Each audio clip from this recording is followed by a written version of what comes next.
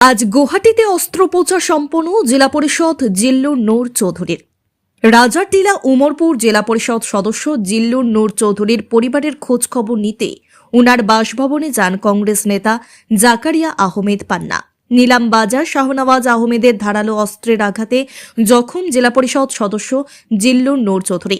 বর্তমানে উন্নত চিকিৎসার জন্য গুয়াহাটিতে রয়েছেন। আজ রাতে জেলা পরিষদ জিল্লুর নূর চৌধুরীর ঘরে উপস্থিত হন বদরপুর চৈতন্যনগর ব্লক কংগ্রেস কমিটির প্রাক্তন সভাপতি জাকারিয়া আহমেদ পান্না। জিল্লুর নূরের পরিবারের খোঁজ খবর নেন এবং জাকারিয়া কথা দেন তিনি সবসময় জিল্লুর নূরের পাশে আছেন এবং আগামী দিনে থাকবেন।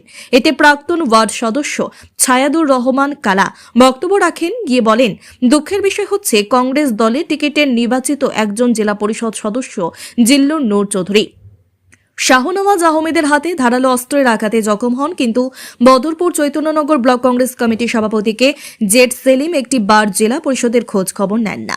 ছায়াদুর রহমান কালা বলেন, আজ 4 দিন হয়ে গেল কিন্তু পুলিশ এদেরকে ধরতে পারছে না। তাই আসামের মাননীয় মুখ্যমন্ত্রী হিমন্ত বিশ্ব শর্মা, আসাম পুলিশের মহাপরিদর্শক ডিজিপি সহ শ্রীভূমি জেলা পুলিশ প্রশাসনের কাছে অনুরোধ, প্রত্যেক দুষ্কৃতীদেরকে যেন খুব তাড়াতাড়ি গ্রেফতার করে আইনের আওতায় আনা হয়।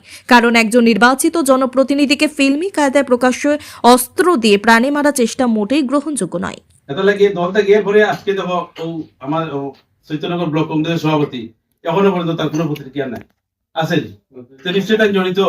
এর মধ্যে আরো সাংগঠনিক সাধারণ সম্পাদক রাজন চৌধুরী এসব সময় আওয়াজ দেওয়া পড়তো। যেদিন তাই সভাপতি হইছিল ও ব্লক কংগ্রেসের সভাপতি, তাই পয়লা দিন তাই আইয়া তার গড়াইয়া আমাইয়া তার 2 ঘন্টা বাদে বারোইলা। আজকে তার কোনো প্রতিক্রিয়া নাই। এইরকম যদি কংগ্রেসের যদি প্রান্তিক মানুষ থাকে কংগ্রেস থাকবনি।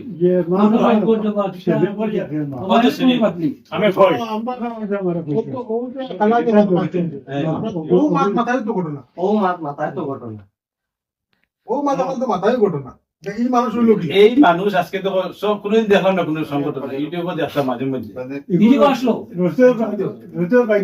আজকে আজকে দেখো সব আমরা